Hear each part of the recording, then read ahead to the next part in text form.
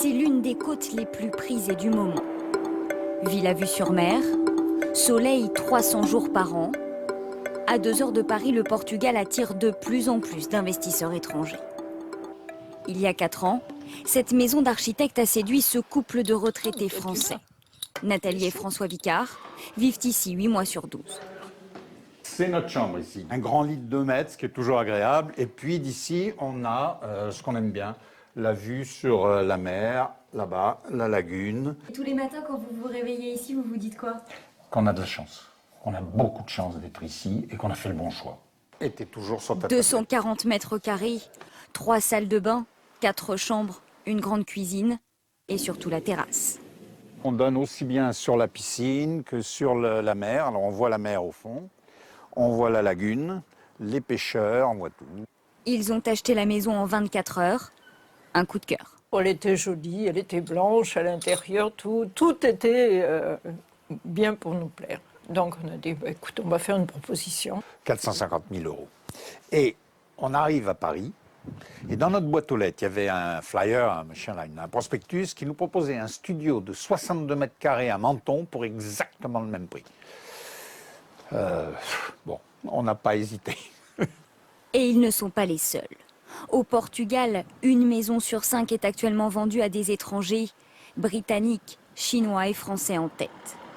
Cet agent immobilier portugais nous emmène dans un quartier où 90% des maisons appartiennent désormais à ses clients venus du monde entier. D'ailleurs, on a un exemple ici.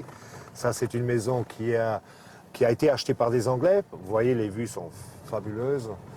Ici, un peu plus bas, sur notre gauche, on a une autre, d'un style un petit peu différent, donc déjà plus traditionnel, plus classique. Des maisons à vendre pour 250 à 800 000 € en moyenne. C'est 2 à 3 fois moins cher que sur la Côte d'Azur. On a tous les jours 3, 4, 5 clients français, mais tous les jours, sans exception. Aujourd'hui, pour vous, c'est un business qui marche? Oui, oui, bien sûr.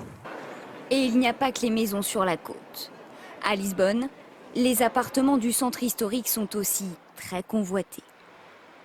Ici, les investisseurs étrangers recherchent surtout des appartements bien placés au cœur de la ville, des 2 pièces, des 3 pièces qu'ils acquièrent pour ensuite les mettre en location. Le prix du mètre carré est autour de 4 000 € en moyenne. Je vous en prie. Merci. Ce client arrive tout juste de Paris pour visiter un 3 pièces. L'appartement fait combien de mètres carrés au total? Celui-ci, il fait 97 mètres carrés. Vous avez la cuisine totalement équipée. L'agent immobilier est bilingue. Céramique. La visite se fait dans un français parfait. Si vous avez une salle de bain, c'est un marbre portugais. Ici, on est très central, puisqu'on est dans le quartier de Bachin. C'est un quartier qui est montant. Cet appartement-là, il est à 350 000 €. Je pense que la ville a un énorme potentiel. Le but n'est pas de vivre sur Lisbonne, mais plutôt de trouver un appartement que je puisse louer à des touristes, par exemple. Merci à vous. À bientôt, très peut-être. bientôt. Merci, Loué au à revoir. des touristes ou acheté au Portugal pour y passer une partie de sa retraite. L'an dernier, près de 4 000 Français ont sauté le pas.